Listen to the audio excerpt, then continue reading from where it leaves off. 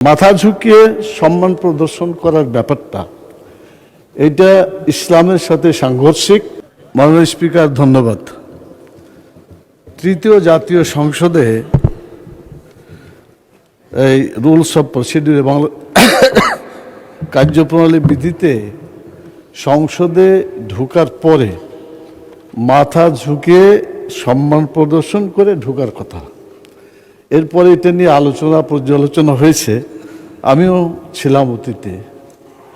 শেষ পর্যন্ত একটা সংশোধনী এর ভিতরে আছে, সেটা হচ্ছে ঝুঁকিয়ে মাথা মানে শিরকের কাছে চলে যায়, সেজন্য এটাকে বাদ দেওয়া হয়েছে মাননীয় স্পিকার। তো আমি মাঝে মাঝে খেয়াল করি, সুন্দরভাবে আপনি সালাম দেন, আমরাও সালাম দিই, জবাব দিই, কিন্তু পরবর্তী পর্যায়ে একটু দেখা যায় এরকম করে একটু ওই আগের ঝুঁকনিটা এখনো আছে, আপনারও আছে, মাননীয় ডেপুটি স্পিকারও আছে।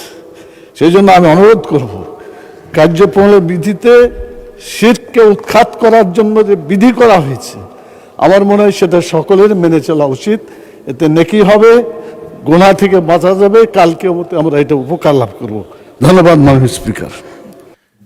মাননীয় সদস্য, আমি রুলস অফ প্রসিডিওর দেখলাম, আরও একটু আমি দেখব, তারপরে এই বিষয়। এটা তো একটা সবার জন্য ব্যক্তিগত বিষয়, কেউ সালাম দেবে, কেউ ইয়ে করবে, সারা পৃথিবীর সংসদে এরকম আছে।